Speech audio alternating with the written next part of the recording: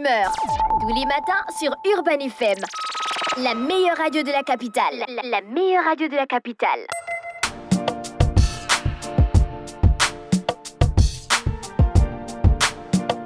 9h pile, on a le versus du jour emmené par la SODEC, la Société d'épargne et de crédit. Donc, c'est une microfinance qui a été créée en 2007 et qui est agréée par la COBAC. C'est la Commission bancaire des États de l'Afrique centrale. Du côté de la SODEC, vous avez plusieurs activités, notamment le paiement des salaires à travers l'ouverture de comptes courants avec ou sans carte Visa. Vous avez l'épargne, vous avez le crédit et il faut savoir que depuis 2008, la SODEC a déjà financé plus de 3000 projets des commerçants, des entreprises. Et à votre demande, un crédit peut être débloqué pour financer un projet. Ce n'est pas tout. Du côté de la SODEC, vous avez le transfert d'argent par le réseau Western Union et SODEC Express. Vous avez la possibilité aujourd'hui de gagner une carte Visa prépayée en répondant à la question du jour. Où est situé le siège de la SODEC à Libreville? Où est situé le siège de la SODEC à Libreville? J'attends vos réponses via le WhatsApp de la radio 0 65 05 10 45. Où est situé le siège de la SODEC à Libreville? N'oubliez pas de signer votre message, donc de mettre votre nom à la fin du message. Et on rentre dans le versus du jour. Aujourd'hui, on va comparer des ponts en liane. Est-ce que ça vous dit quelque chose, des ponts en liane? Bien sûr que ça nous dit quelque chose. Tu as visité un pont en liane ou bien du côté de l'Afrique du Sud, il y avait un pont en liane? Non, j'ai pas visité. Tu penses à quel pont? Je pense au pont qui est du côté de Franceville. Jean-Paul, tu penses à quel pont? Ah ben oui, celui du côté de Franceville. Mais on a aussi le pont de Mimongo. Il y a Poubara, il y a Mimongo et dans d'autres pays. La difficulté d'accéder à Mimongo est plus forte que celle d'accéder au pont de Poubara. Donc aujourd'hui, on va comparer des ponts en liane. Donc les ponts en liane chez les Yakuba, donc c'est en Côte d'Ivoire, et le pont en liane de Poubara. Je pense que vous avez déjà sûrement vu des documentaires, vous avez vu des images, des vidéos sur des réseaux sociaux avec des personnes qui partent parfois visiter, qui partent traverser le pont de Poubara. Mais on va d'abord parler du pont en liane chez les Yakuba. Donc les Yakuba, c'est en Côte d'Ivoire, c'est une ethnie. Donc, chez les Yakuba, les ponts de liane constituent un véritable patrimoine culturel spécifique qui joue un rôle essentiel dans la relation et surtout la communication entre les communautés. Donc, pour la localisation des ponts en liane, donc on va identifier une dizaine de ponts en liane dans une région en bon état. Donc, le plus célèbre des ponts en liane, on l'appelle Liepleu. Donc, c'est un village de la région et il traverse un fleuve qu'on appelle Cavali à 80 km de l'ouest de Man. Donc, leur traversée se fait à pieds nus par respect pour les vieux initiés, aussi au risque de s'exposer à des accidents. Alors, pour la construction des ponts en liane chez les Yakuba, par qui et comment on construit le pont de liane chez les Yakuba? Donc, le peuple Yakuba, c'est le seul à détenir le secret de conception qu'il a hérité de Tonin. Donc, on va dire, là, on parle un peu des légendes, des mythes et autres qu'on appelle l'araignée. Donc, Tonin, c'est l'araignée. Et il est appelé en Yakuba Dra. Dra, c'est-à-dire hamac. Donc, la technique utilisée est celle du tissage. Les matériaux de construction, ce sont des lianes, comme on le sait très bien. Et quelques jours avant la construction, l'assemblage des lianes est déposé le long du fleuve au niveau du site qu'on a choisi auparavant pour la mise en œuvre de l'ouvrage. Dès lors, l'accès est interdit à toute personne non initiée. Pourquoi quand on parle de pont en liane, on a toujours ce côté-là initiatique à côté, Jean-Paul? Quoi, pour traverser? Non, pas forcément pour traverser, mais pour la construction, pour l'entretien. Mais même dans les métiers, même dans certains métiers, il y a une espèce d'initiation. Tisser, non? Non, c'est pas tisser pour tisser. Il s'agit de tisser pour que des gens traversent, il s'agit de tisser pour que la sécurité des gens soit garantie, il s'agit de tisser pour traverser un endroit dangereux. Donc, ça requiert certaines qualités. Voilà pourquoi, et certaines aptitudes. Maintenant, ces qualités, ces aptitudes-là, on les acquiert, on les forge à travers un rite initiatique. Ah, c'est long.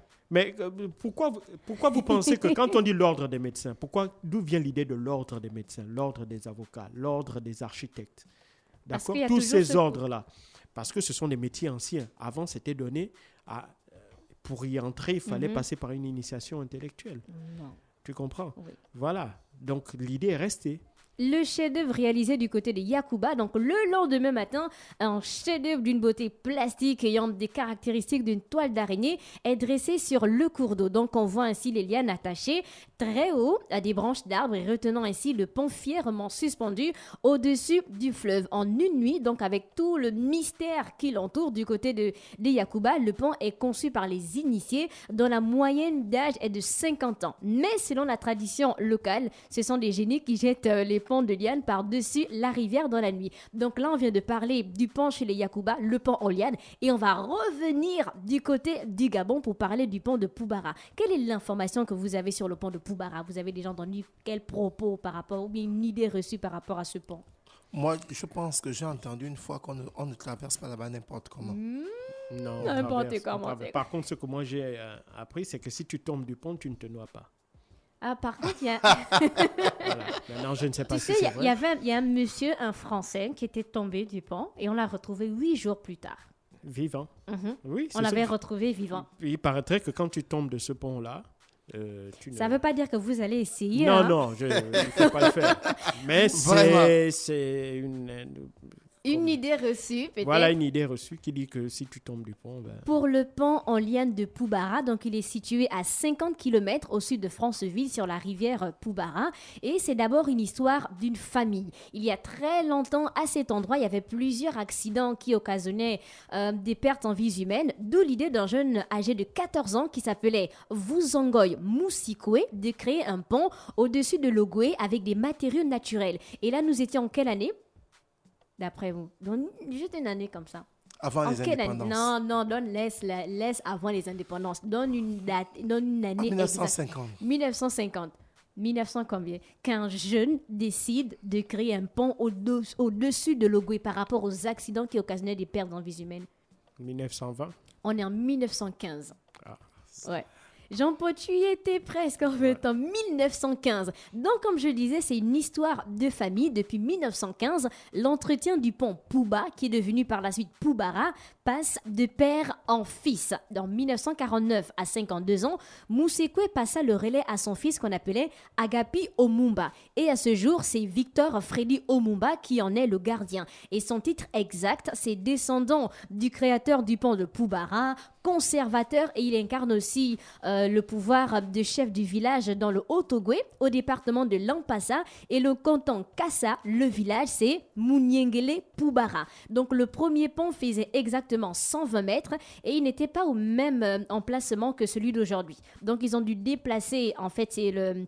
Tu as vu celui qui s'occupe en ce moment du pont, il s'appelle Victor, donc c'est son père qui a décidé de déplacer à quelques mètres, en fait, l'emplacement du pont pour que les travaux ne soient plus aussi difficiles et pour réduire en fait la main d'œuvre. Donc là on était en 1950, le père de Victor Umumba décide de passer à 55 mètres. Donc on est passé d'un pont en liane de 120 mètres à un pont en liane de 55 mètres. Donc c'était pour réduire le temps de travail pour les villageois et réduire le coût des matériaux. Donc le pont est suspendu aussi à 55 mètres.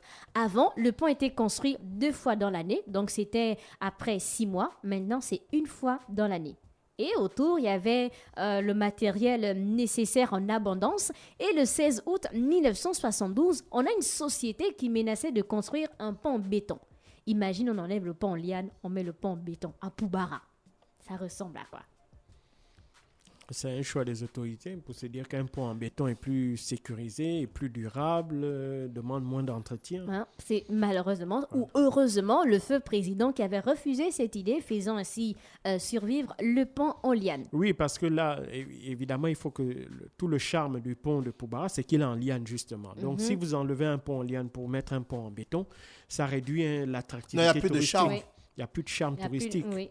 Donc, ça tue le potentiel qu'il a en la matière. Pour les matériaux, il faut 70 rotins de 40 mètres. En fait, les rotins, ce sont les grosses lianes qui supportent la charge des personnes qui passent. Et une liane de 25 mètres fait un demi-kilo. Et ils ont besoin de 2400 lianes pour construire le pont de Poubara. Ouais. Tu vois que c'est assez énorme et ça demande beaucoup, vraiment une... Et c'est un travail de longue haleine. Hein? Oui. C'est toute l'année. Oui. Voilà. Alors, c'est... Déjà pour réunir tous ces matériaux-là, ensuite les utiliser, donc faire en sorte qu'on on assure la maintenance du pont. Oui, oui. Voilà, ça demande... À l'époque, le personnel travaillait gratuitement. En fait, c'était pour leur propre bien aussi. Mais aujourd'hui, il y a une ONG qu'on appelle l'ONG Musikwe. Donc, c'est le descendant du créateur du pont qui a créé cette ONG-là pour contrôler plusieurs activités, notamment le renouvellement du pont en liane, l'entretien des chutes aussi de Poubara. En fait, ils sont regardant sur la préservation de l'environnement, l'entretien de l'environnement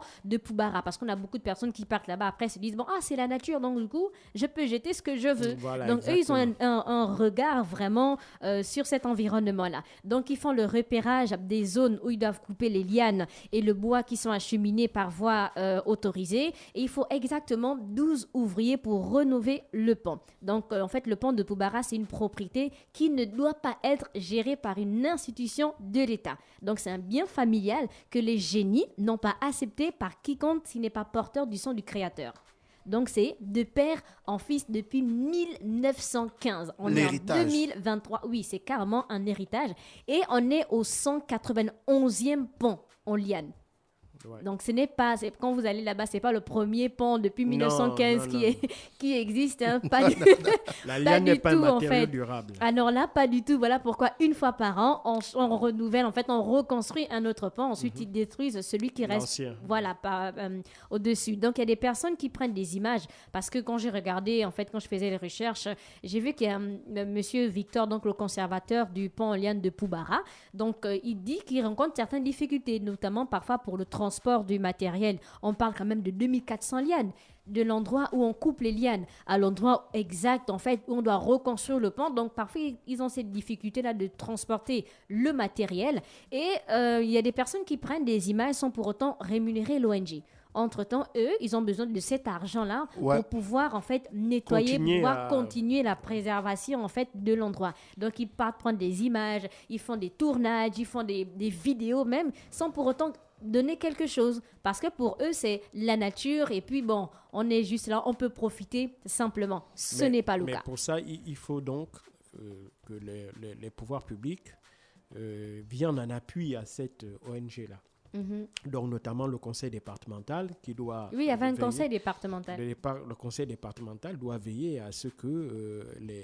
Pour ça, il faut organiser donc l'accès au site, mettre en place des parcours, au moins c'est contrôlé, c'est surveillé, et puis donc, en fonction de ce que les gens voudraient faire durant le parcours, ils seraient amenés à payer un supplément. Oui. Non, en l'occurrence, pour ceux qui veulent faire des photos ou des vidéos, ils devraient être amenés à payer un supplément. Mais pour ça, il faut organiser ça.